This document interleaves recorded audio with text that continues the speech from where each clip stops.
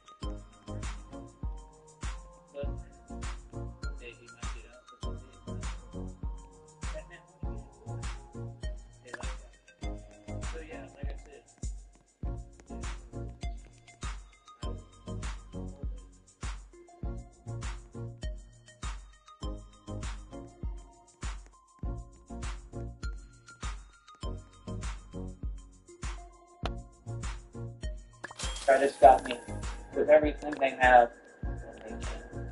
That's right. You can't stop me. God, I told you that we won't stop. God, I told you that we won't stop. But I ain't no Benny. Oh, I love it. I love it. I love it. I love it. I love it. Oh, Mr. Walker, what shall you ever do? I don't have my tools. Well, I mean, don't pretend you're building a business and, live above your means while you're homeless and then pretend that you're successful, like you're a CEO or something. I mean, don't talk down on other folks who are way above you, right? Exactly my point. And if so, God may bless you. That's how it works. God doesn't bless the wicked one. That's just common sense. Tell me so. That's what it is. Ooh, that was for sale? Cool. Me and Christina, we're going to come in and we're going to buy all of this. Oh, by the way, honey, I'm going to talk to you about it, but it's personal out here. When we get our money, I want to literally, buy all their stuff for itself. All of it. If we can end up buying this store even, I might want to do that. Where we have our own business. You know what I mean? But, we're going to be smart. We're going to build businesses for cheap, so we're not even going to need to do that. But it's just personal at this point. Everything here I want to buy and own. Everything. I want to buy the mansions. I want to take over this neighborhood the right way with money. You understand? Where I'm in charge of everything. So it's only right. And that would be God delivering karma to all these folks out here. Right? Put me in charge of everything. Well, this is my land. I think I'm going to end up owning this whole neighborhood. Seriously. All the land, everything. I truly do. Because we're going to build businesses. We're going to make millions. And I'm going to negotiate a price. And they're not going to have a choice but to sell it to me.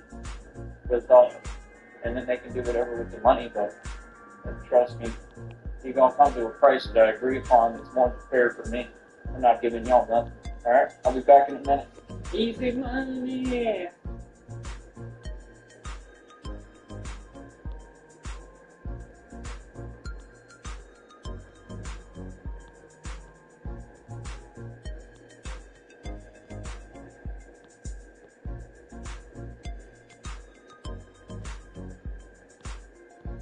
The court did throw out Trump's he had a $500 million fraud penalty that just got deleted. They threw that shit away.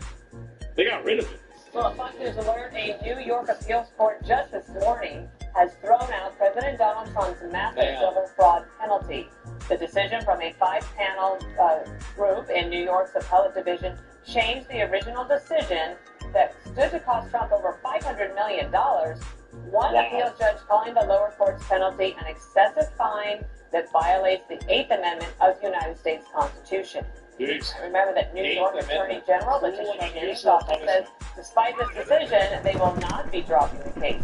Let's get some thoughts from Andy McCarthy, the former U.S. attorney. So they're not going to stop? He's a Fox News contributor. He is on the phone with us. And last summer, you were helping us every single day as President Trump sat in that courtroom. Letitia James, the AG, she happened to be there as well. And at the time, I remember, Andy, you said you thought this could be the outcome once the appellate court got a hold of it. What are your thoughts this morning? Well, I think, Dana, that Trump may be ultimately completely exonerated on this. For now, the penalty goes.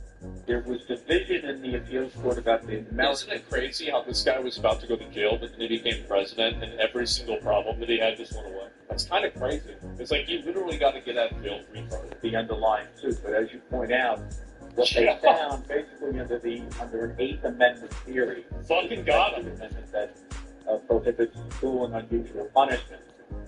There was such a mismatch between whatever wrong was actually established in the trial and the outrageous penalties that were imposed for it, which was, I think, $355 million, which with interest and other costs is already up to about $530 million now, so it's been to approve for a while. That was such a ridiculous. I love how it just went up by $30 million. Jesus. Mismatch between what the penalty was and whatever the wrong was that was established, that had to go. The court is leaving in. So she was the one that was trying to get him, and she didn't get him. He got away. You almost got him. some other what they call injunctive rulings that were made by the court. So some things have to be sorted out, like how much monitoring Trump's organization is going to be under. Yeah. But he's out from under the most important part of the case, obviously. And I think there could still be an appeal to the highest appeals court. Oh, of course they're going to try it. Yeah. Where they will deal with the question that seems to affect the appellate division, which is the whole merits of the case and whether Letitia James, the Attorney General in New York State, should have been able to use a consumer protection statute that has never been used in this way to try to establish a fraud case based on sophisticated financial. It's obviously politically motivated, right? I think everybody can see that. It's so obvious. Actors. Yeah, come on. What are you doing? Consumer protection statute that was applied. And Andy, we're just getting some new reactions from the White House right now. We can pull this up. This is from Trump spokesman Stephen Chung saying, quote, Letitia James' political crusade against President Trump, which is barred by the statute of limitations, where she ludicrously valued Mar-a-Lago in Palm Beach, Florida, as worth a paltry $18 million, as well as committed a ton of other fatal errors, is just another failed skirmish in the discredited lawfare campaign against President Trump, his family, and his business that other Democrat prosecutors are dropping left and right. Andy, real quick final word to you. Letitia James, it's crazy that he ended up getting away with all this shit. Wow. In front of that courtroom every day smirking. If they never went after him, he would have never run and won. I think that you're right. Honestly, I think that them going after him and prosecuting him so much, I mean, you have to remember that like a lot of his voting base are the voting base that believe in somebody who is a martyr. I think that they did turn him into a victim and a martyr for the cause, and I think that alienated a lot of those people and to galvanize them towards voting in his direction. I think that's what happened. And looks like she lost today. I think Bill Trump is president because of lawfare. And I think this was just one.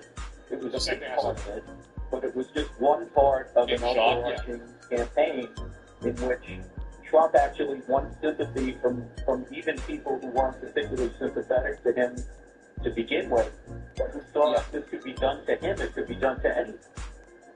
Pretty incredible, and much more to come as we parse this news today. Thanks for joining us. Let's say, Doctor, I break into your home and I have a knife and I want to steal something. So what is a reasonable degree of force?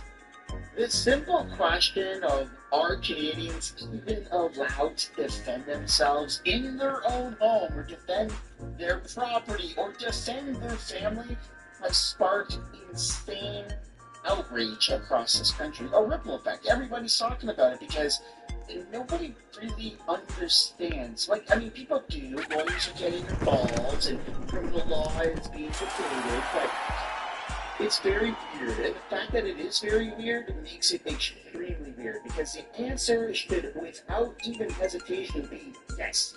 Somebody breaks into your home, you have the right to defend yourself. Somebody attacks you or your family or your property, you have the right to defend yourself. Yet, it's not that simple in Canada. So we are going to be focusing on that, but that'll be a little bit later in the video. We're also going to be taking a look at Gavin Newsom having a complete freaking meltdown.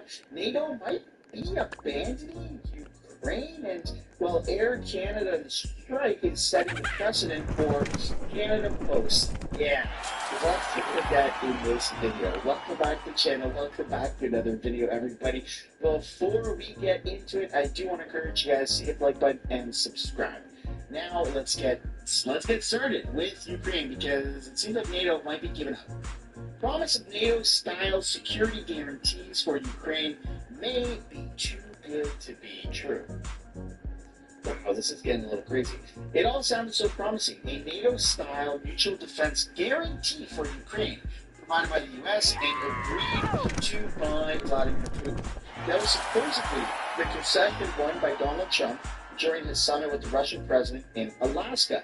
The U.S. Special Envoy, Steve Witkoff, described the apparent breakthrough as game-changing. But it seems too good to be true because, judging by the comments from Moscow since then, nothing has changed whatsoever. The Russian foreign minister Sergei Lavrov described the current discussions about future security guarantees for Ukraine as a road to nowhere. And now, hopeless. That's a little terrifying. On those occasions, a veteran diplomat made it clear that the only security guarantee Russia is willing to accept is one that involves them, referring each time to a proposal put forward by Moscow at talks with Kiev in 2022. Under those terms, Russia would be among a group of guarantors, along with China, and would have an effective veto over any efforts to defend Ukraine. It was a non-starter for Kiev then, and it still is now, but Kremlin knows this. I think it's a proposal that's designed to be rejected so that Russia can continue its attempts to portray Ukraine as a barrier to peace and try to distance Trump from Europe. So we're going to have more on that as time goes on, but I do want to pass the question off to you. Do you think that Ukraine and Trump will ever find a peace deal, or do you think this is kind of one for the ages where this war will just keep going on and we'll keep getting that heightened threat of maybe World War III is there, but it's just a closer? Let me know down below. Then speaking of closer, we have to talk about Gavin Newsom because he's kind of losing his marbles, which you thought wouldn't be possible to go beyond the amount of marbles he's lost, but no, it's very possible. This is radical rigging of a midterm election. Radical rigging of an election. Destroying, vandalizing this democracy, the rule of law. So I'm sorry, I know some people's sensibilities. I respect and appreciate that. But right now, with all due respect, we're walking down a different path. We're fighting fire with fire. We're going to punch these. This is so this radical response is in regards to what happened with Texas. In a nutshell, Texas stays around the voting seats that pretty much guarantee Republican dominance for the next 50 or 100 years. Basically, the Democrats will never have control of Texas because the lines have been changed, which is a controversial topic since here in Canada, that's kind of what just happened in the federal election, where the lines were changed in the riding of Carleton, and the Conservative Party leader Pierre Poilievre lost his riding that he held for 20-some odd years. And so we don't like what happened in Canada, but because it's the good guys doing it in America, people are voting for him. So I want to know what you guys think down below in the comments. Are you pro this happening in other Democratic states? Because Trump is now saying, hey, we might go after California. And obviously Gavin Newsom is going, no, we're not going to allow that at all. So let me know where you guys land on that one. And then we got to take a look here at this article, because it's kind of crazy. Arrest of alleged extremists in Quebec City began with a tip from CSIS. A tip from Canada's spy agency in early 2023 triggered the investigation that led to last month's terrorism charges against 3 Quebec City men with ties to the armed forces, newly released court documents reveal. Police affidavits unsealed Thursday outlined how the RCMP conducted covert surveillance for 9 months on a group of current and former soldiers suspected of being right-wing extremists. The document also showed counties raided such properties a year and a half before filing charges. The probe was disrupted in early 2024 when one suspect's ex-girlfriend asked municipal police to confiscate his guns because he was suicidal. The RCMP then quickly moved to seize the other men's cell phones, firearms, and equipment because of concerns that the initial search might spur them to destroy evidence. When the RCMP announced criminal charges last month, the force alleged that 3 of the men had conspired to forcibly seize a plot of land. That allegation doesn't appear in the affidavits, which were drafted before the investigators assessed the men's cell phones. However, documents say they held anti-government views, which is such a blanket freaking term. I mean, so many people have anti-government views. What does that even really mean? While the men conducted shooting drills in forested areas, the RCMP watched from the air, sometimes with infrared cameras. they're like ex-military and current military, and they're doing shooting in their spare time. And apparently, I'm not defending what's happening here, but it just sounds like they're getting in trouble for, well, anyways, moving on, I digress. The Mounties followed the men, we're all thinking it. The Mounties followed the men, geolocated their cell phones, and planted GPS trackers. Investigators relied on undercover agents and informants and obtained records from banks, phone companies, and Canada Post? Interesting. Those details are contained in 7 court applications the RCMP used to obtain search warrants. The redacted affidavits, known as ITOs, were unsealed Thursday. The ITOs indicate that up to 16 individuals took part in the group's activities. 4 were arrested on July 8th, 2 of them members of the Canadian forces. And so, there you go. The cops are spying on everybody, it seems like. And I just kind of want to ask a question with you guys. What do you feel about that? Are you like feeling good about that story, bad about that story, or you just don't really care? Let me know where you guys land. And then we get to take a look at this new British Columbia party. It's called 1BC. So the BC Conservatives have failed to, I guess, do an adequate job according to some previous MLAs who got ousted and some left. The party created a new party in BC called 1BC, if I'm not mistaken. And, well, 1BC is, I'm out guns blazing. Let's have a look at this. 1BC leader Dallas Brody has launched a private prosecution against Samuddin co-founder Charlotte Case, who's accused of having ties to a pro-Palestinian terrorist group. And if the NDP, David Eby, Nikki Sharma will not prosecute terrorism, I will. Brody made the announcement today outside the Vancouver Provincial Courthouse, where she was met by protesters and supporters of Cates. The pro-Palestinian activist was arrested in April 2024, and Vancouver police recommended she be charged with hate crimes after she praised the Hamas attack on Israel during a rally. Brody says since then, nothing has been done to bring Cates to justice. Attorney General Nikki Sharma says it remains an active investigation. Taking prison and prosecuting those very seriously. It's not my decision about when. Remember the overweight, lightly purple-haired, nose green, kind of weird-looking person that was on one of the steps of the buildings in Vancouver that burned the Canadian flag and said death to Canada, death to Canada, death to America? Remember that happened earlier this year or sometime last year, within the last 12 months? So that person is a not so good person who has ties, apparently, allegedly, to Hamas. And yeah, that needs to be dealt with accordingly. And this person right here is saying that he deal with hate crimes properly. Well, people can chant death to Canada, and there's no repercussions. Give me a break.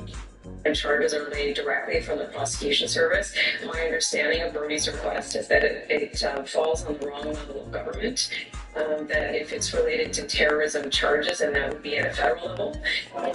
Sharma adds that the BC Prosecution Service makes independent decisions, and that prosecution is not a political decision, and making it one could interfere with the investigation.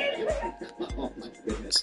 Hey, as long as you're calling for the death of Canada, you'll probably get away with it if you wave a Palestinian flag or something like that. But if you're waving a Canadian flag and you are critical of other cultures maybe invading Canada, now that will get you in trouble. And speaking of trouble, we're going to take a look at Air Canada, because what Air Canada has done has kind of set the precedent for the other company, which strikes every year like clockwork, Canada Post. Here we go.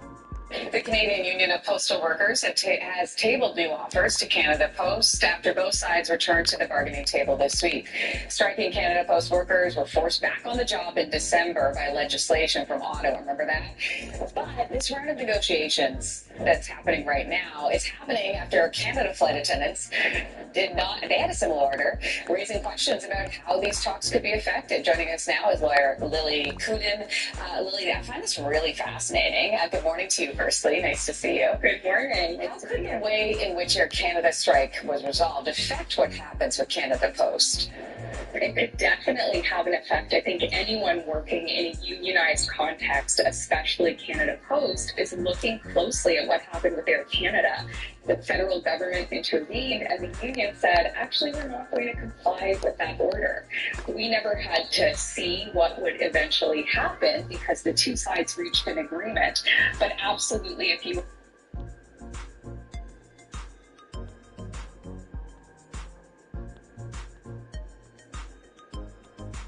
Close to 1.4 million Canadians missed a credit payment in the last 3 months.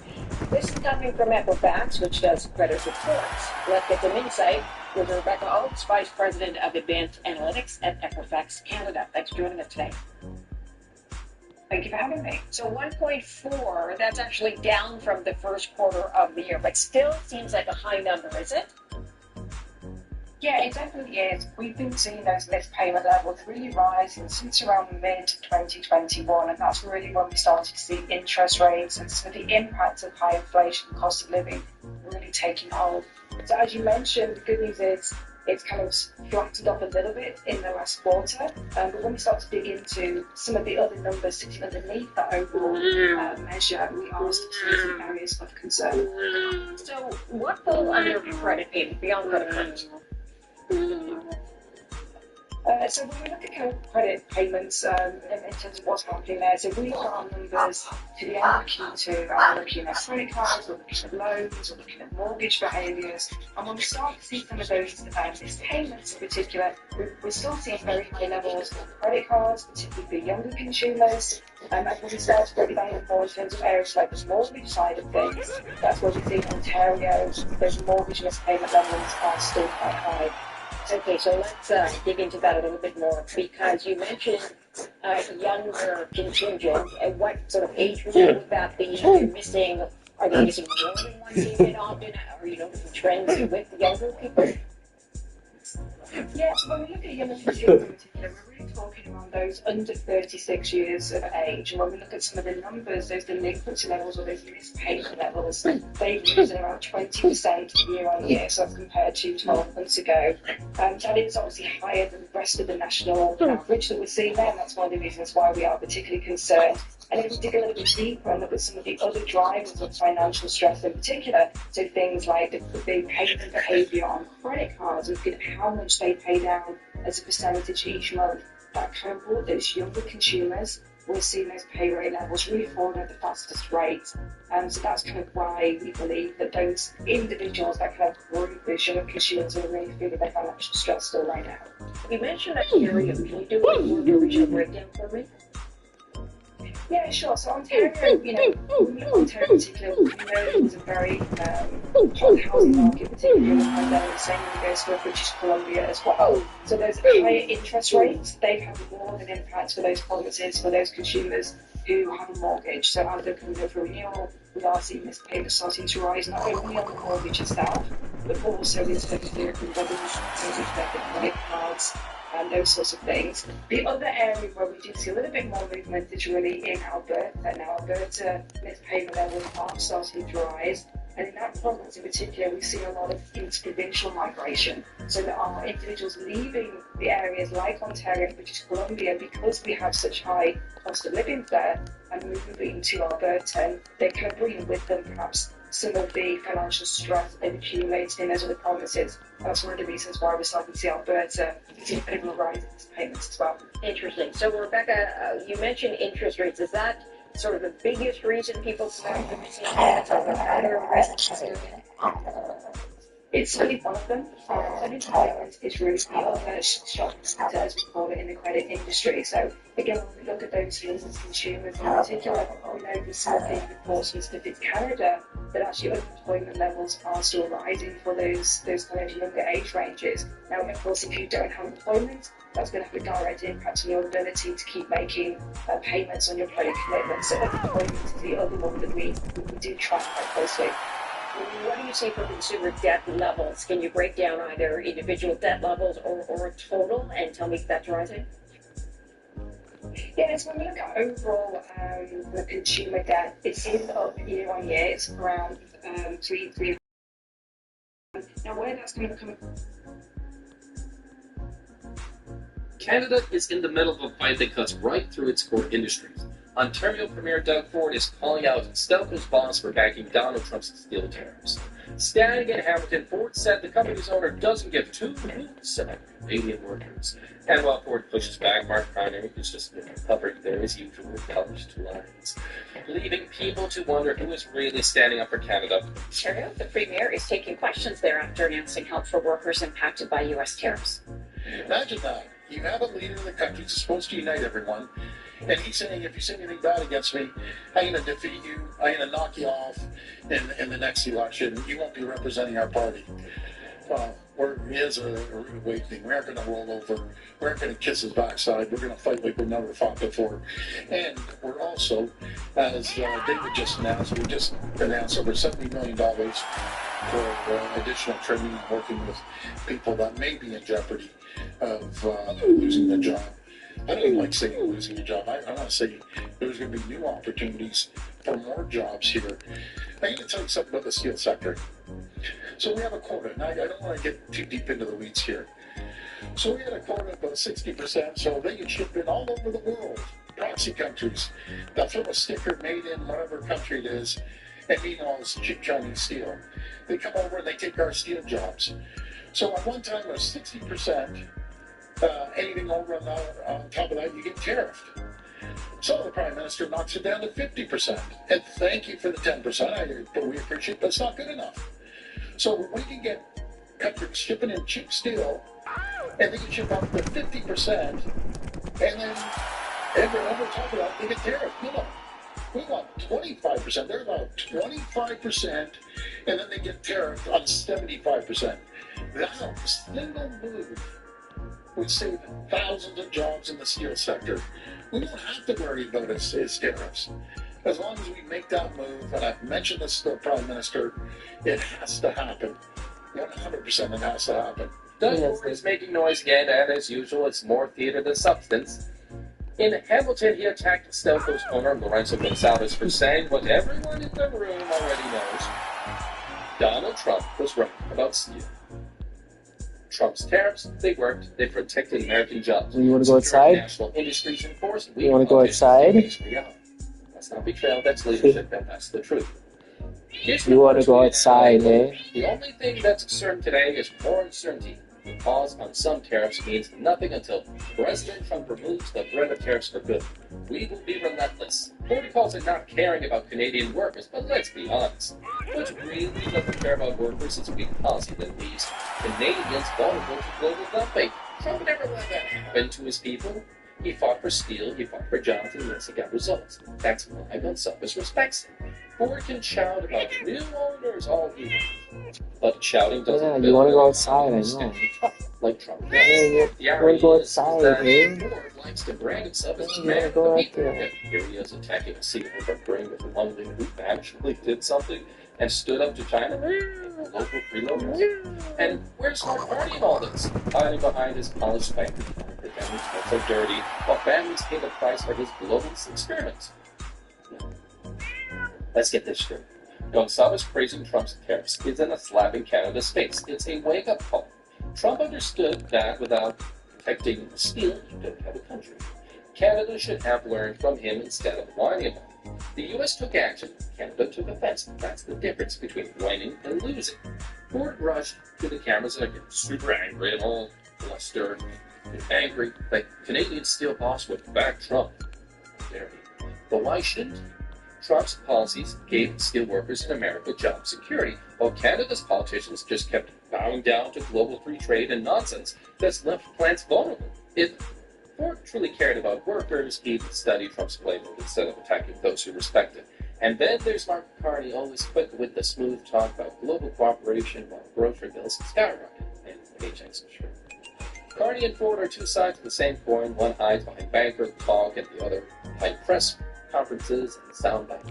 Now there's offering the toughness or solution that Trump has delivered.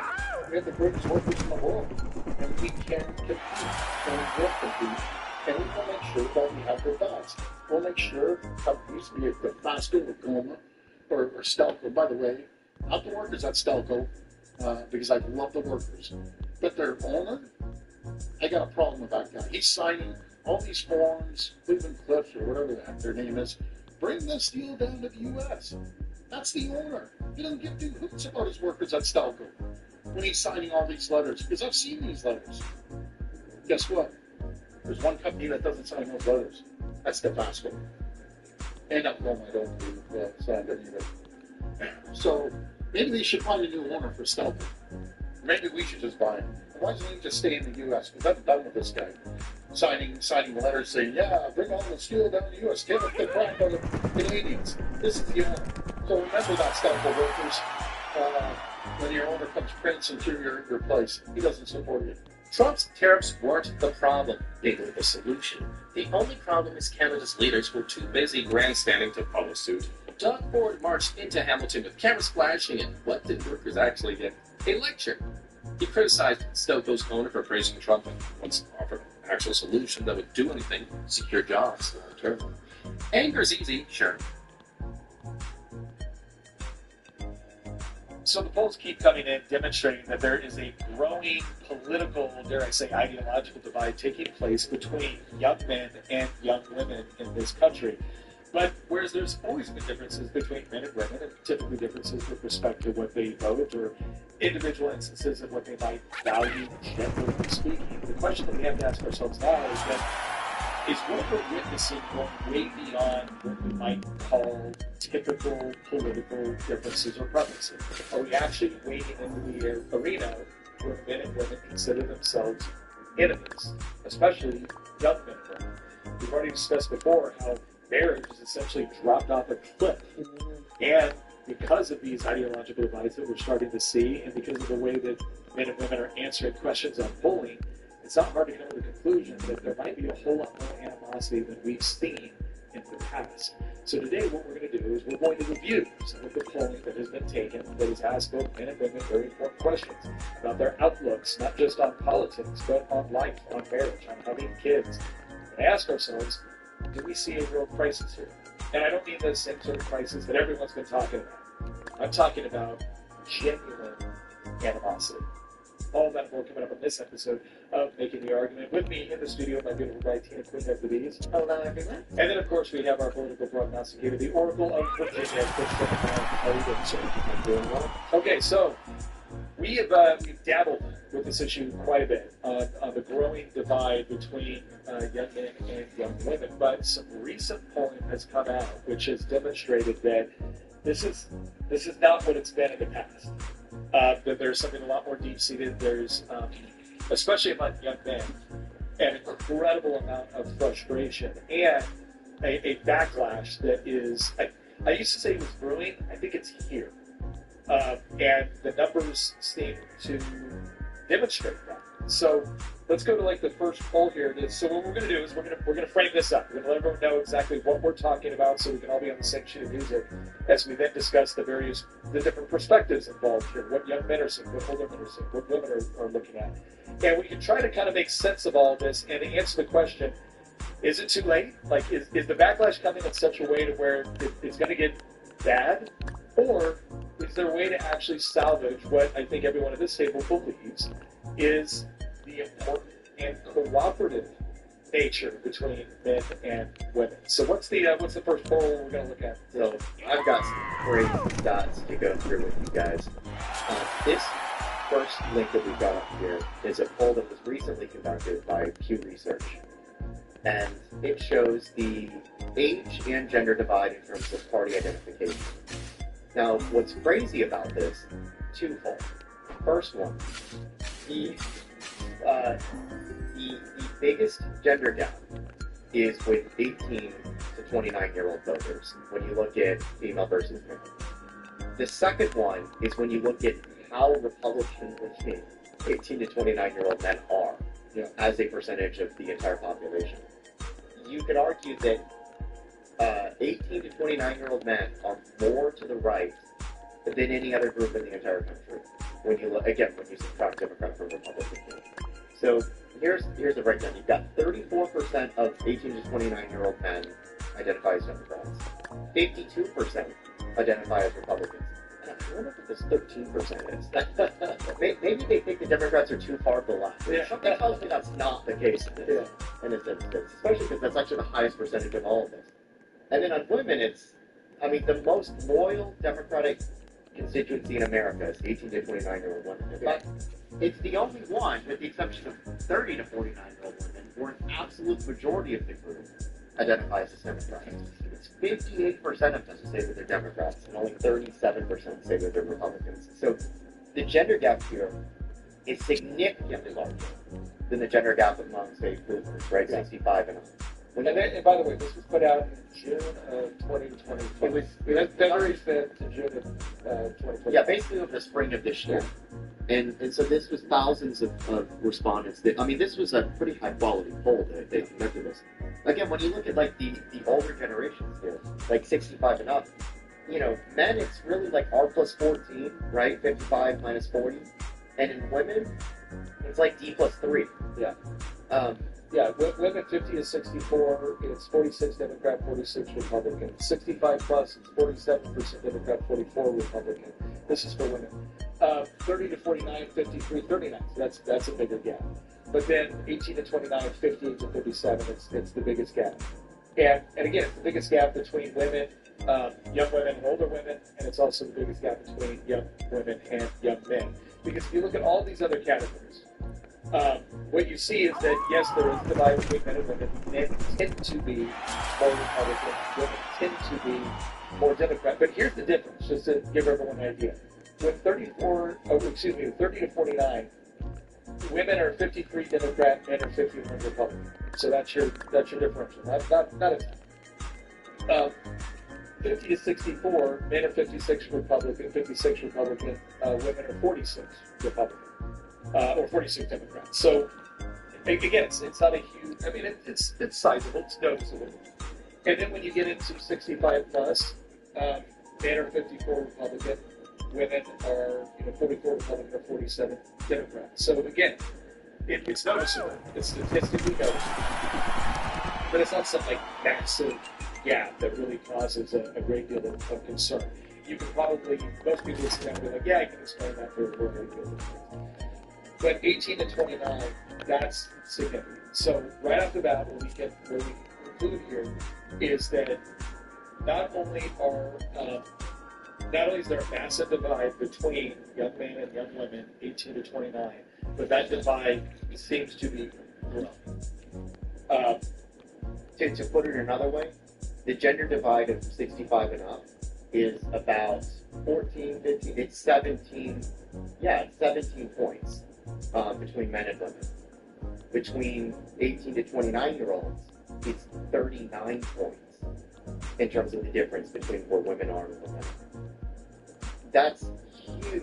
Again, no other generation is like that. And on the men's side, young men here are just, in terms of net Republican, are just as Republican as their Gen X parents. Yeah. Which, when we think of the most Republican demographic in America, we typically think of, it actually is this, 50 to 64-year-old men. I do when I think of that. Yeah. Well, 18 to 29-year-old men are 1 point less. Yeah. Statistically, it's identical to 50 to 64-year-old men. So. Wait. Well, I see 52% to 50%. I'm subtracting your net, right? It's you're taking the Republican respondents minus the Democrat respondents. Think about it this way: the least democratically out of this entire cohort, the least democratic leaning cohort in America is 18 to 29-year-old men.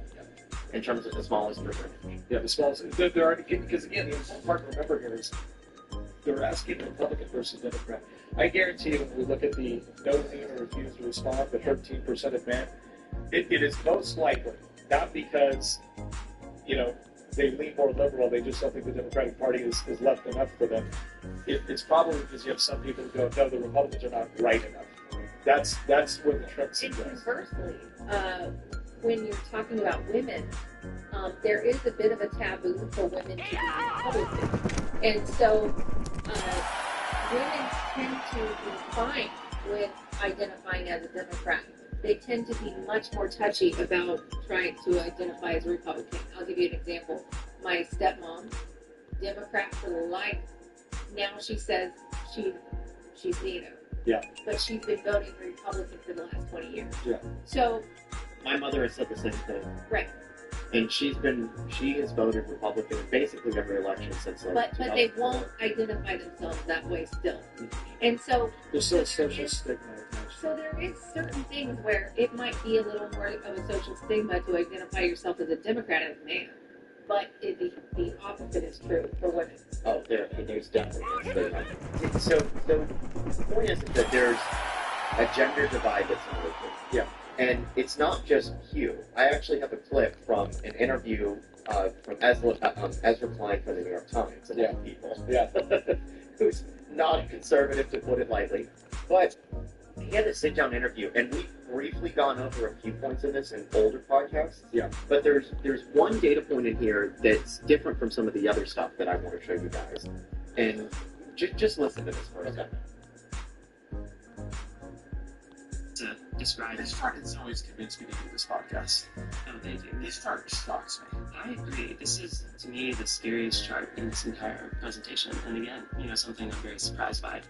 At the bottom, we have age. And at the top, we have the gender gap in support between women and men. And, for support for Kamala Harris. And so what you can see is that, for voters over 30, the gender gap was fairly stable at around 10%, which is roughly where it's been in American politics. That's right.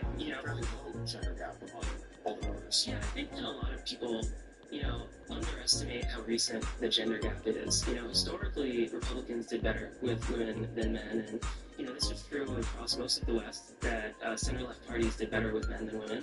And, that's changed in the United States in the Clinton era. But, it's been stable since then. But what's crazy is if you look at people who are under the age of 30, the gender gap has exploded. If you look at 18-year-olds, 18-year-old men were 23% points more likely to support, Donald Trump than 18-year-old women, which is just completely unprecedented in American politics. So there's something to keep in mind here as we look at all of these, the Pew Research and whatnot, the reason why this chart is very important. The Pew Research for all of people is 18 to 29. But if you actually back it up a little bit, and you start going to you're just 18 or 20. 18 or 20, or 18 to 22, all of a sudden it's very significant. And I would also say that we've also seen some other polling which demonstrates that when you separate like young white women under the age of 20, I think actually vote for Donald Trump. So there's an interesting dynamic there with how even women are dividing when you narrow your view to just 18 to 20 as opposed to 18 to 29. But you're right that on the 18 to 29-year-olds is a broad swath of people. Yes. By the time you're at 29, you're almost at my age, right? Whereas 18 is like younger than my siblings. Oh, yeah. And 18, I had just graduated high school and joined the military. 29, I was the father of 3, right? Like, that's a lot of life. Yeah, well, now she's about to be 18. So you think about it. Our youngest child, Allie, versus, versus me. No, well, actually, it would be versus our son, who is 29. Yeah. And so that's a big difference. Huge gap. And so when you look at the 18 to 25-year-olds versus the 25, like if you take really the Zoomers and you split them into, technically 29 is still youngest of the millennials, but when you take, Zoomers and millennials, right, and you look at the younger cohort versus the older one, the gender gap just explodes. Again, like, I've frozen the video just to show this chart here. Yeah. The biggest divide is among the youngest of the voters. He said that it was, 18-year-olds had a 23 percentage point difference between how men voted versus women. Yeah. And by the way, that difference was in favor of Trump. It wasn't like the women were, yes, they were disproportionately Democrats. But it's actually the older Zoomers and younger millennials that, in terms of the women group that were more Democrat-leaning, whereas the 18 to 20-year-olds were, like you said, they did narrowly vote for Trump, whereas, like, if you get into, say, 25 to 30, they voted for him. Well, I think the strange phenomenon here, again, is it's the old Churchill quote. Like, for as long as I can remember, if you're old and not a conservative, you have no brain. If you're young and not a liberal, you have no heart. And so the idea is that younger voters were always more convinced by what we might call left-leaning or liberal-leaning arguments when it came to public policy. And so did they have no heart? And so, well, and I'm sure some people are going to argue that, but what we're seeing is that young men, and one of the other part that I don't think people understand, because I was a 90s kid, and because I remember the original war on women that the Democrats always talked about, and this idea of the Democrats really positioning themselves to be the party of women. I think most people would shock them to know that for the longest time, women actually, on the whole, vote for Republican or more conservative politics. And there's a number of ways that you could probably explain that. Some of it might have to do with maybe law and order components or stuff like that. Well, I do think that women, in large part, I mean, you go back and it's the same reason why women were really big in the temperance movement is because there was an element of virtue that women were kind of they were kind of the people in society who presented virtue. Virtue was more of a feminine quality at the time, in the past. Like, a woman's virtue was incredibly valuable, and as virtue became less valuable and we started just destroying virtue as a society and not holding women up to that anymore, and basically causing women, or basically telling women that they need to be inferior men. And I think that as we destroyed virtue in women, they abandoned it, and now they're going the route of. I feel like the sexual liberation and all of that, and the ability to kill your offspring, all of these things have caused women to. Well, no, I agree, and I think there's some things we can talk about when we get into perspectives and analysis that would explain this. But like, just from the framing perspective, the impression that I always had growing up was women tend to be more liberal, men tend to be more conservative. But the data does not play that out over history. And it's important for people to understand that so they can appreciate the gap that is taking place now and the nature of why the gap is taking place. There's a couple more things that I want to briefly go through just to drive this point home. Yeah. This made the rounds on Twitter over the summer. You've probably seen this before, but in case our audience hasn't, I wanted to bring it up to them. This is a Gallup poll, so it's different from Pew, and it's showing the same thing in terms of. And this goes to 2023. Yeah, it goes from 1999 to 2023, so it's a little bit dated, but it goes far enough back, and that's the reason I wanted to show it to people. This is the political identification of, again, 18 to 29-year-olds over time. And when you look at men, I mean, according to Gallup, there's a lot of variation. According to Gallup, they've been basically, nowhere since the 90s. It's women that have just blown off a cliff in terms of being far more liberal, right? The axis here, is as you go higher, you're more liberal, and as you go lower, you're more conservative. Yeah. Now, if you look at where men were in 2000, they were right at about +10 more conservative. If you look where they were at in 2023, they were like +5 more conservative. If you look at where women were at in 1999 or 2000, they were about +3 more liberal. And if you look at where they're at right now, they're about +19 more liberal. So drastic. Again, it's not as if all the way up until 2023, young men and women were both going in opposite directions. It's that men have remained fairly steady. The most conservative they got, according to this chart, was at about 2003, 2004, where they were about +12 conservative. And by the way, around that time, women were about +3 conservative. And then the departure really kind of starts to take off to where now you got this 23-point gap. But men have kind of always stayed within that probably average of about +5 conservative. Women it looks like all the way up until about 2013 were probably about +5 liberal, and then from 2013-14 on, women just got increasingly more and more liberal. But you know what's interesting? This goes only up to 2023. Yes. Here's what's happened since 2023. wouldn't the definitions of liberal versus conservative be a bit different as well throughout that period? So women working for Republicans, Democrats basically weren't all that different aside from fiscal issues. Yeah, I mean, to a degree, you have a point in terms of like the Great Awakening explains a lot of it. But remember, that previous chart only goes up to 2023. Yeah. This is what's happened since 2023. I pulled two separate Pew polls here. This one is again the one we saw earlier, 2025, and this one was. Hey, go back to the other screen you have, because I think the three does a better job of kind of explaining. So, 18. So this is interesting. This is from 2023 to 2025. So we're now covering the gap that existed in the previous chart. So to give you an idea, 65 plus women went D plus 2, so they became more liberal. Or excuse me, not more liberal, they just plus 2 another bit. 65 plus men, D plus 6.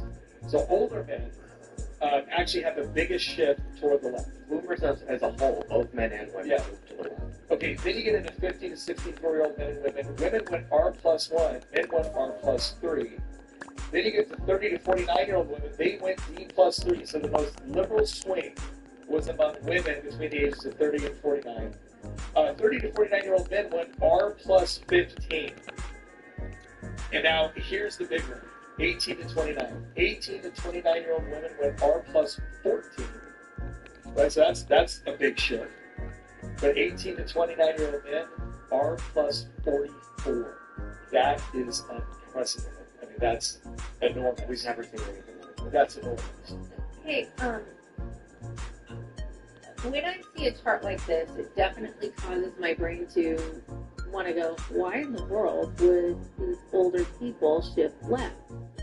Except, I guess I'll bring that up. When we get into perspective. We're really trying to depend on Tina's brain to be able to remember what she was going to say. So again, we got that, but here's the deal. All of this so far has been political in the sense of partisan.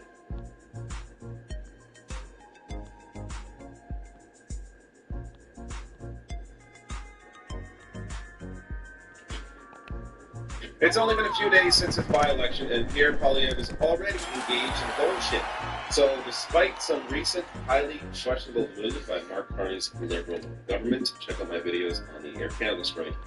If anything's going to help Carney and the Liberals maintain power and support, it's going to be just how utterly revolting Pierre Poilievre is. So, mere hours after winning back his seat, one that essentially had to be given to him with one of the most conservative ridings in the country, Pierre Poilievre is once again attempting to import American culture war bullshit by throwing trans people under the bus in an incredibly dishonest post. So in this video, I'll break that down and the reality behind that post. And also here shortly get to some recent data on Pierre Poilievre, how Canadians are feeling about him, and my projection on how they will begin to feel about him more when he begins to be on television a lot more, because you're going to see there's a pattern. So let me start with David Coletto. This was data that was shared out August 11th. So favorability, Carney's at plus 19, Poilievre's at plus 1. Take a look at how it shifted here over time. You may notice here during the election, Carney's support rose quite a bit. So while he was on TV, it was helping him, benefiting him. Meanwhile, Pierre Poilievre,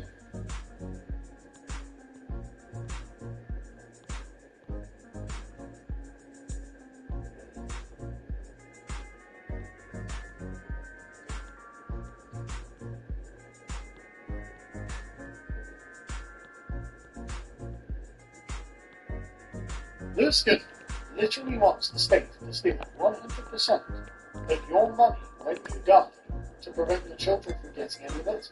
And his argument is that the children don't have any rights to inherit money from their parents because they didn't, quote, earn it. Okay. They have to earn inheritance. Inheritance is literally my choice. It's like my ghost after the die. I'm the one who earned it. I'm the one who decides who gets to inherit it. I'm the person making that decision because it's my money, because I did it. Anyway, let's listen to Lewis's really intelligent.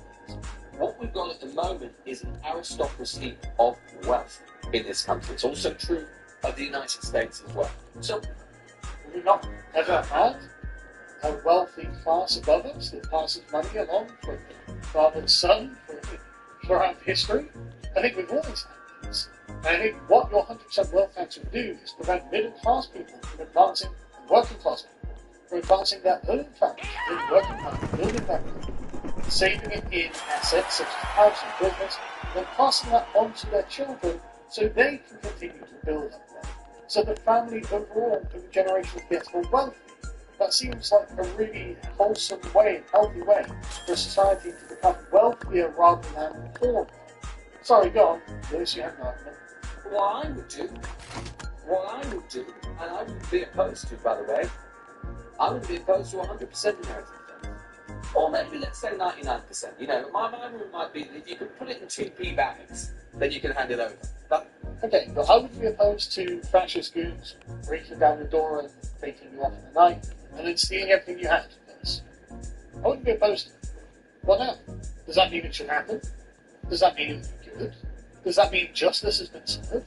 No. What it means is that I personally just don't care about you and your security. Just like you personally don't care about my children's security going into the future. And so, actually, maybe we should have people.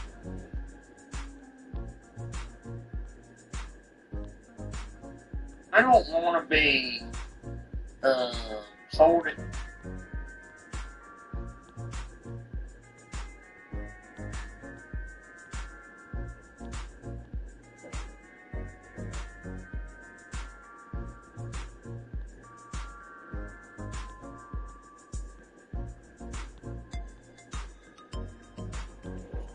Alright guys, let's talk about money.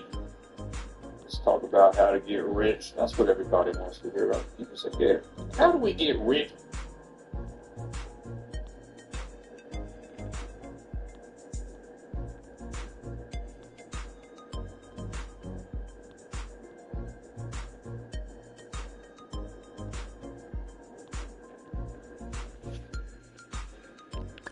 Yeah, I met a past version of myself recently. I'm 34 now. I met a 26-year-old version of myself, and the more I hang out with that 26-year-old, the more I just want to punch him right in the fucking face. Wow.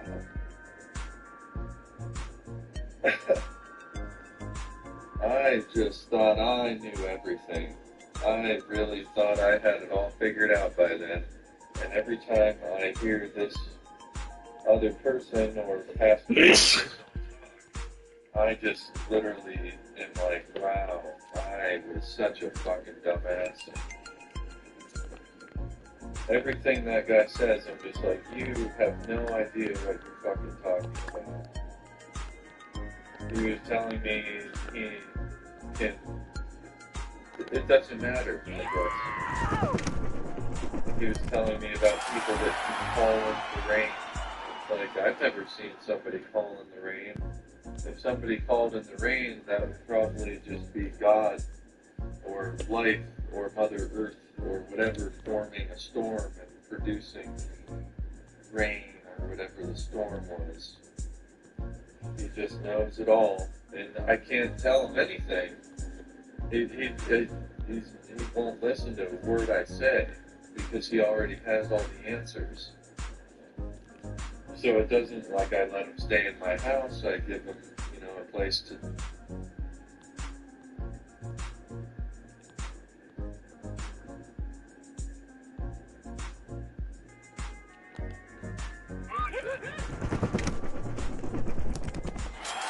The conversation was described as substantive and lengthy by a liberal source. The first call between Trump and Carney since the latest U.S. tariff.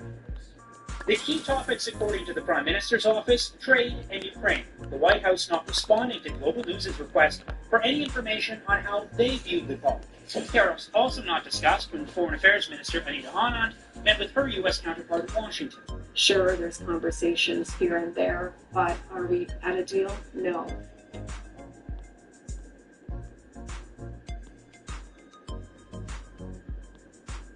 Your reminder that being a massive stone cold man hater will, in fact, land you the most perfect boyfriend ever. Okay, first of all, there's no such thing as the most perfect or the least perfect for that matter. Perfect is already a maximum.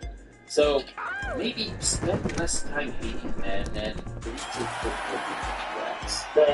But other than the fact that your boyfriend is obviously a major sin, two questions come to mind. If you're a stone cold man hater, why do you spend your life with somebody you hate? And if your boyfriend, why do you spend your life with somebody who hates you simply for being a man?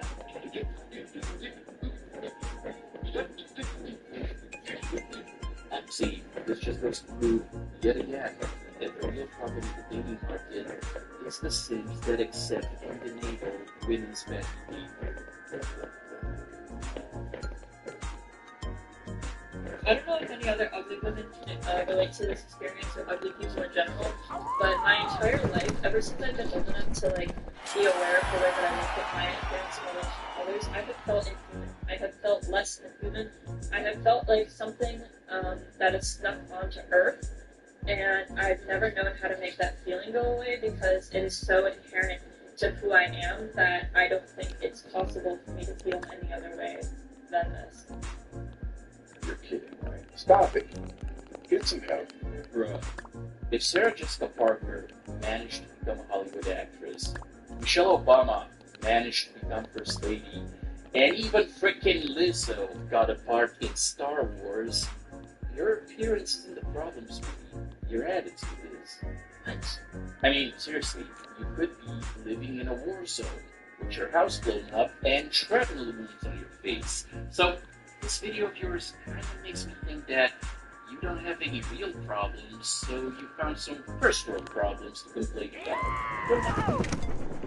What problem? I think it's perfectly socially acceptable to go on dates as a hobby. No, it's not. What that means through the fringe. Like one of my hobbies is going on a first date. And hear me out. I go on a first date, like sure, yeah, to try TikTok, get to know them, tell them about me, like see if there's potential love there, like whatever. Like that's a small part of it. The big part of it is that I go and I get to try a new restaurant or a new spot in Boston. And usually, if not always, it's fun to find a guy. So basically, you use men for their money. Good thing you make this video though, so men know to not fund your hobby. Congratulations, you're right. So I'm like, ooh, like, let's go explore a little bit. Let's try to, like, grow when I go about my city, and then when I go with my friends, like, that's really cool. I wish I had every night, like, pick up food, or whatever. Because if I'm gonna go on a date, and, like, this guy might be great for me, You know, see, going on foodie dates, first dates is a hobby. By your logic, bumping for the first time, then dumping is a hobby too. I mean, a lot of you lovely ladies might not be my vibe in the bedroom, so it's fine, right? Yeah, sorry ladies. If you dish it out, you gotta be able to take it. In more ways than one. When the ugly duckling turns into the beautiful swan. No. More like the ugly duckling turned into an average woman. Look at you. You're average at best. With a lot of tattoos and a tendency to scream into her phone camera. Nope, I'm really not.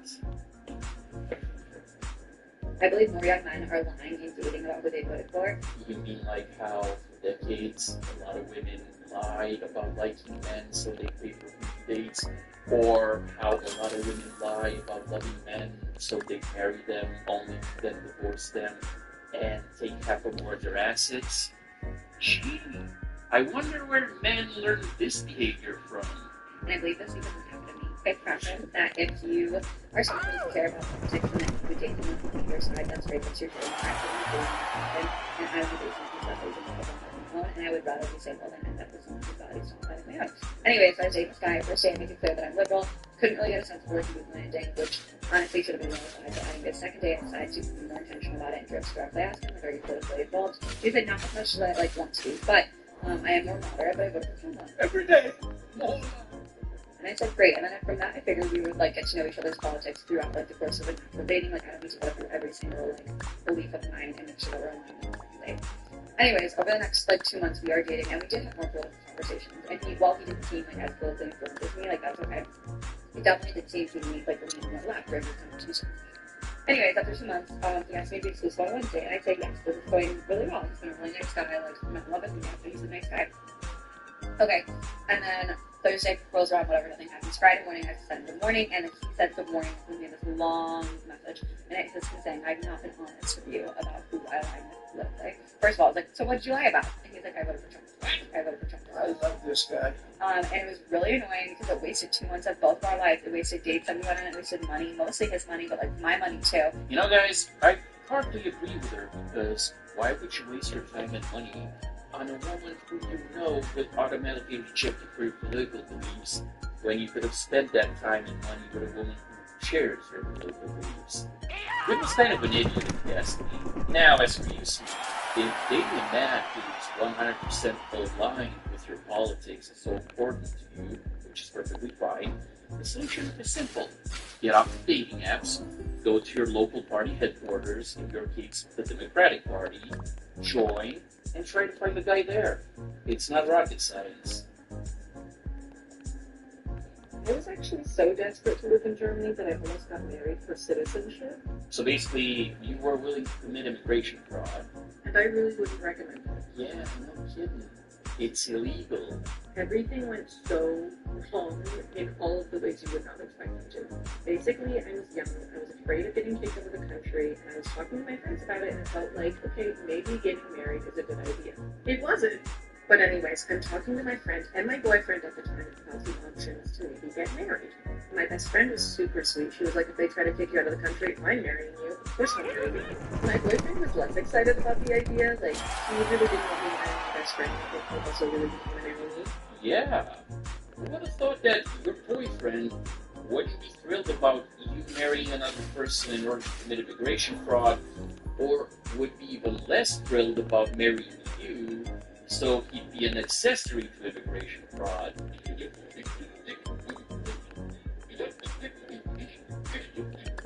But he also didn't want me to get kicked out of the country, and honestly, I think he knew that the German government was probably going to trust our relationship. You know, guys, in this situation, keep in mind that this lovely lady is a U.S. citizen.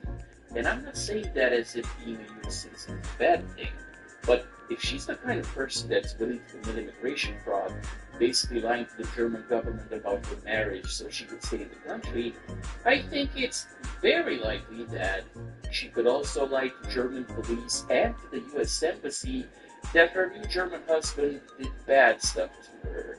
So now that poor schmuck not only has to deal with German police, but also the U.S. State Department. So when faced with that possibility, I really hope the guy decided to date German. Ladies, you can't get mad at your man for watching Peanut if you're not doing that. That's literally torture. So stop being selfish and give him some, or let him handle it himself. And don't complain. You know, I never thought I'd agree with a no-F girl who's obviously making this video as a marketing ploy, but in essence, she's right. A man and a woman should be in a relationship not only because they enjoy each other's company, but also because they enjoy doing bedroom stuff together. Especially in a marriage where the wife has a duty to put out for her husband. That is ridiculous. No, hang on, I won't do that. Just like the husband has a duty to put out for his wife. And considering that a lot of women marry men just for money and they stop putting out after marriage, out of the many updates that divorce laws need in the West, lack of intimacy should be grounds for divorce with no compensation. Goddamn right. Why are there more traditions to celebrate women, and would that make sense if we're living in a patriarchy? Are there more traditions to celebrate women? Yes. Because I'm going to need you to show your work on that one. Be happy, comrade. I'm gonna let you cringe. Then I'll tell you after. Here's the thing that really gets me about this question. You're acting like having a day where women get brunch somehow negates the rest of the year where women make 82 cents to every dollar a man makes.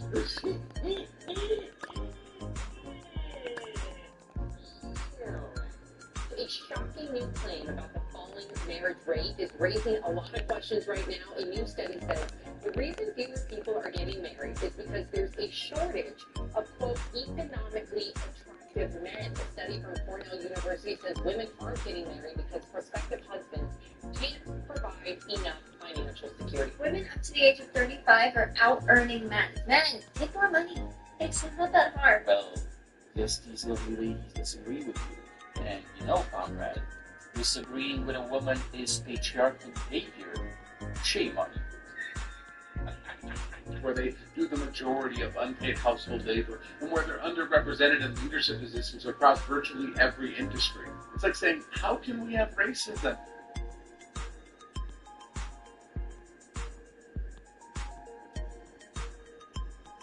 Not easy to run a business in uncertain times, likely much harder if you're a small business owner without many options.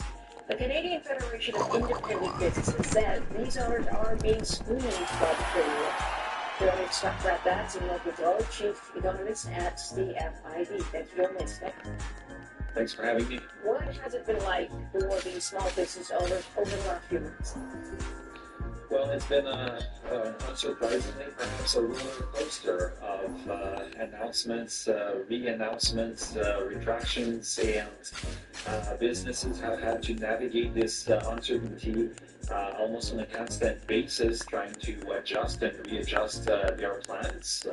They're telling us that it has had a significant impact on their business in many cases, and the impacts can be also quite varied. How many are saying they're affected by the tariff situation? So we asked them to tell us if they had been directly or indirectly impacted by the various tariffs. We've listed the various tariffs and retaliatory tariffs that have been put in place. And all in all, about 7 out of 10 businesses mentioned that they were impacted by at least one type of tariff. The U.S. is expanding its tariff on steel and aluminum. It now applies to more than 400 products that have parts made of the metals. So wind turbines, rail cars, even furniture. Let's go to Catherine Compton, President and CEO of the Canadian Steel Producers Association. Thanks for joining us today. Thanks for having me. Was this expected at all? Yeah, I mean, we knew that there was an inclusion process to expand the list of derivative, steel-containing goods that they tariffed, but the magnitude or the scope of this is far greater than we expected. Can you expand a little bit on what will be covered under this? I mentioned a couple of things, but if you could give us a greater idea here. Yeah, sure. So it's 407 products. It equates to about $287 billion of exports into the United States, so things that they've imported in. And it's $28 billion of Canadian exports specifically that are targeted by this new tariff. And we should mention that if they're going to be that 50% markup that is already in place for steel and aluminum exports. So how will this affect the industry? So essentially what this has done is taken a crushing situation and piled on, if you will. As you know, we've experienced 50% tariffs since June 4th, and prior to that we had 25% tariffs.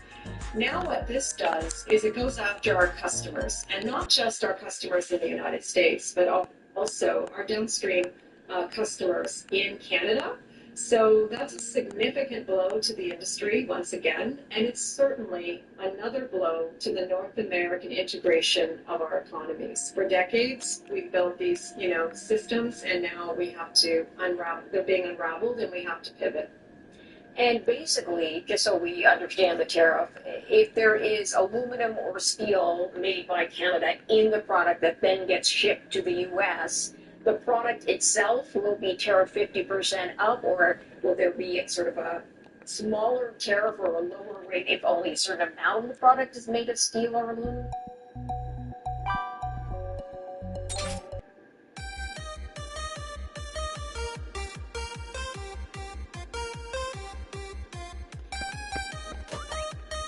back with another day again on the lifetime fraud. And today I just want to talk about how dating is actually hard. When you look around at gender wars, things that people are going through dating men and women, you think to yourself like, what is going on out here? And then you have to kind of look at what do we have compared to back in the day that makes it so different. And my analysis, and I think a lot of people agree on this as well, is social media is making things a whole lot harder, giving people the choice. So even when you get somebody, whether it's a relationship or a talking stage, now that person's calling things like, I can follow you better. And even if they don't inherently like say it out loud or they know the person, it will manifest like certain behaviors of like what about the stage and everything. So it's just getting worse, and you gotta realize that people at the top that dating now, when you hear that, it's all a money thing, and as long as like, that's why it's capitalism. As long as it's making money, you don't care what detriment it can have on like humanity and whatnot. But also too, the internet doesn't really be a real place. So a lot of things that you guys see people complain about like online or the internet is like not like that in real life. But then you have someone that kind of lives on social media, now they're kind of following a stereotype that might not even be true, if that makes sense. So I think this day and age, if you guys do date, it's like try to find someone that's not on social media, and that's extremely difficult because a small percentage of people out there don't have social media. Not to say it's impossible, but they're out there. And then the next thing is like people are refusing to work on themselves. So if people refuse to work on themselves, their demons will manifest, and then they're putting their like trauma on you. It's like that whole like hurt people, which could be manageable. But I think for myself, it's like I'm dealing like with like A-list tier like villains, like when it comes to demons and whatnot. So it's very like risky to date. Like you could try to like hop into the dating game, and if you are a person that's working on yourselves and you're constantly elevating, that pool of people is getting smaller and smaller and smaller. When you were probably your worst version, you probably had a multitude of options for yourself. But now that you are like probably a little bit higher up on the scale, you're gonna find it's harder to attract somebody because you guys just aren't equally yoked. And then you might find somebody and you're like, man, this person's actually really like good for me. I want to grow with that person, but they don't think they're good enough for you. So that's where all the self-sabotage starts happening. So this dating game is very tricky. It's just getting worse and worse as time is going on. And all I can really tell you guys is just to, just be careful out here. Like, because you can put your all into a person and you can really think that this person is going to be your it person and you're going to start building with that person. And then when that person walks away, that could just throw your mental health in the gutter for like another 6 to 8 months. So I be telling people, focus on your purpose. You hear it all the time. It's like they say it for a reason, because once you focus on your purpose, then you'll be able to manifest that person for you. But it will be nice. It would be nice to have that person next to you where you can build with. But the fact that everyone is traumatized out here, it's like no one wants to give up that trust for the other person. You might meet someone and they might genuinely want to build with you, but because they haven't worked on themselves, it's like you're dating like multiple people within that body, and then they start doing like all the weird things, and then you're kind of just back to square one. So I don't know what's gonna, like, my prediction for the future is just like, I just think we're cooked. I don't even know. I'm just saying, like, the more you kind of go into the future, the more you're going to see these problems get worse and worse, because no one's really doing anything to kind of stop these things. The best thing you can do for yourself is just get yourself to a position where you elevate it.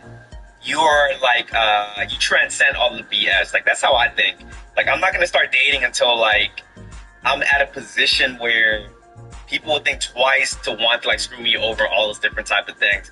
And that's the thing, too. Like, no matter what level you get to, it's still possible. Like, I don't want to take that idea out of your guys' head, but I want to lower that chance as much as possible, because I know where I want to go to in life, and I don't want to have someone like holding me back. or like throwing me off of my path, and now I gotta kind of start by scratch when pulling myself out of like a dark hole. But like I said, man, this dating thing shouldn't have been this hard, but it's just that this generation, I feel like it's overstimulated as well. If you guys notice as well, like, and I'm going to correlate this right now, it's going to make sense, but if you listen to music nowadays, when it comes to the radios, when it comes to someone dropping a song and an album, it comes and goes extremely fast. But think about it like probably like 4, 5, even 3 years ago, when your artist dropped, you were excited. You were probably listening to that album for like a long period of time. But now like everything's just coming and going and everything's just moving so fast. And I feel like that's just because TikTok is extremely powerful, is extremely popular. And then you have a lot of like social media, like all this instant gratification. So because of that, people are searching for like that next dopamine hit when it comes to like relationships. So when they get with somebody, you will notice when you first start a talking stage with somebody, recognize that that person and yourself too, you guys have that emotional high going on. You guys are like, oh my, like this is new. Like, I'm so excited. What's this going to be? It's like getting a new toy. So think about getting PlayStation 5, but people don't recognize that love is like actually work that you have to put on with that person. Recognizing that it's not going to be easy. There's going to be disagreements, but you have to put in the work to make it work. But the thing is, people like get that PlayStation 5, and then when that PlayStation 6 comes out, they want to discard that. And the thing is, it's like that PlayStation 6 is coming extremely fast with how things is kind of set up, if you guys get me. But people need to understand that they can't just hop into talking stages, relationships, just because like they're lonely for the time being, that they need, they're bored, all these different things. But that's why discernment is going to be extremely powerful for you out here in reality. You have to kind of really vet people, and you have to kind of have like a checklist moving forward and recognize that people can play the part, but people tell on themselves every single day. And it's up to you to like listen to see what they're showing you for the most part. Like, I've been guilty of this as well. People in the past, I've had them show me a red flag, but I want to see the good within that person.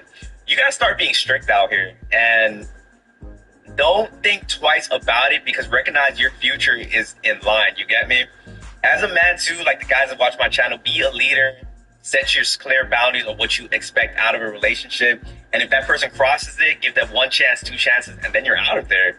Like, that's just how I kind of view it. Like, I've learned to protect my energy. I've learned to like love my own alone time. So if I was to bring someone into my program per se, it's like, you gotta follow it. And it should go both ways as well. Like, you got guys and girls should have your standards in a relationship, and you shouldn't settle for any less. But I think people, proximity and the fact that you guys don't stay patient is the reason that we be giving people so many chances. But recognize that you see your red flag, and there's going to be other better people out there. Like, it's world's a big place. You don't have to be hooked on that one person. So be in flow, practice the law of detachment. Recognize attachment is the root of suffering. So you attach your everything into one person. That could lead you to be very depressed, because who's to say that person won't walk out of your life tomorrow? And that's just how I live my life with everything. Like, with my car, my place, money, clothes, and everything, I might lose it tomorrow, but I'm not attached to the point where I'm like depressed when I lose it. I just know that if I lose it, I have the mindset to get it back. So that's why your purpose, working on yourself and making yourself more intelligent, upping your money, your physique, all that's going to be important, because once you lose that person, it's like, you know, you will be able to attract the other person. But I get you guys. I'm in the same boat. I be exhausted sometimes as well, but it does get better. So I've been told, but we're all in this together. You are not alone. But if you guys found any value within this video, please like, comment, subscribe, and I will catch you guys on the next video. Peace.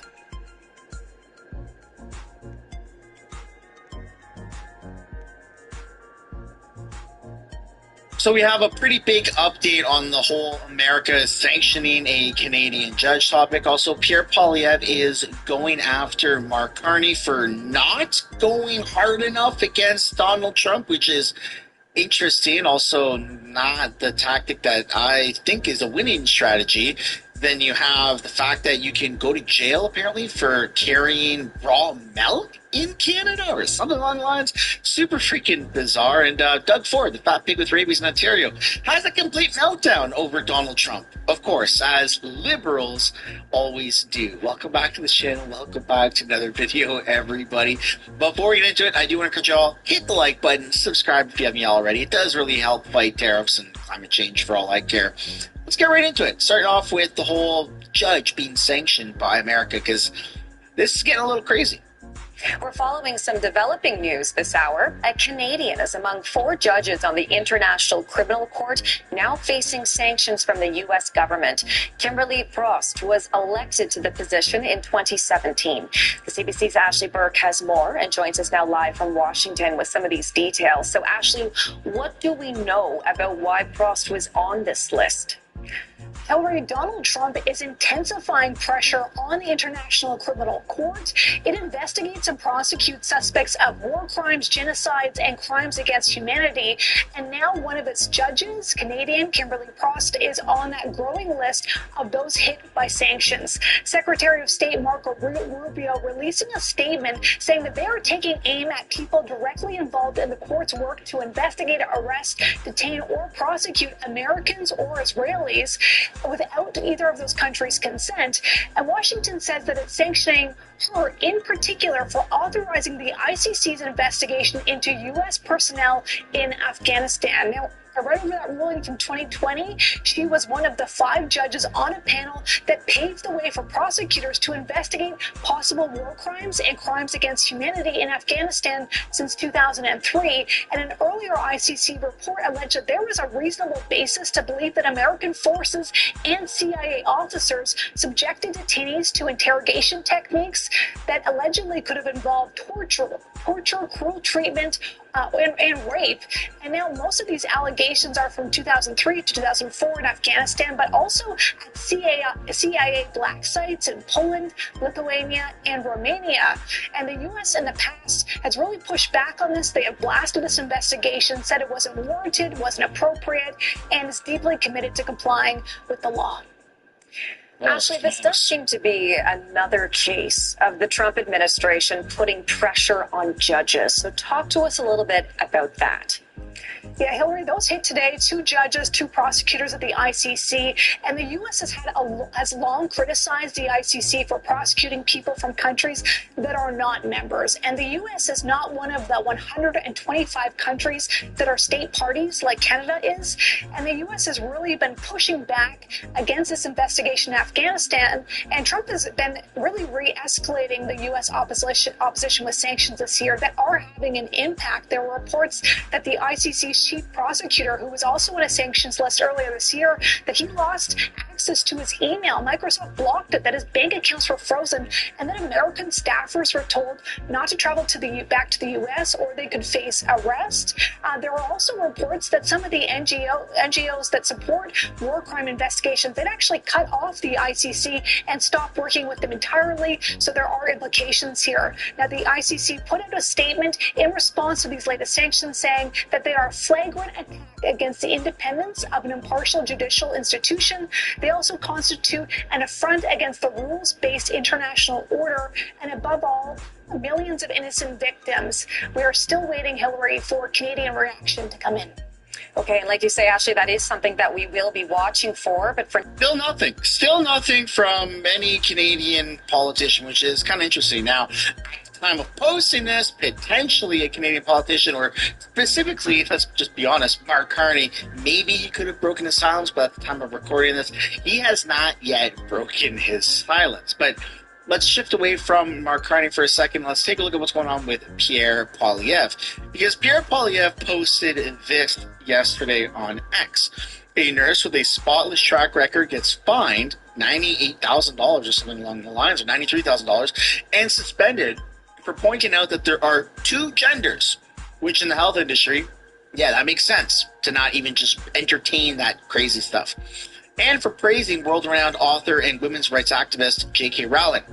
This is authoritarian censorship. We must restore free speech and free thinking. Given YouTube uses H.264 And this is encryption now for getting most grabbed by uploads, a bunch of we people, can estimate the final such file as the size. likes of Rachel Gilmore, who Generally says speaking, pure 1080p at transphobia 60 should be fps disqualified requires from around any 5,000 politician. 7,000 kbps for acceptable. How could former advocates for trans rights like Michelle Rumpel-Carter abide by this from their leader? And it goes on to say that framing J.K. Rowling as a women's rights activist or advocate, go F yourself. To which the nurse herself, who's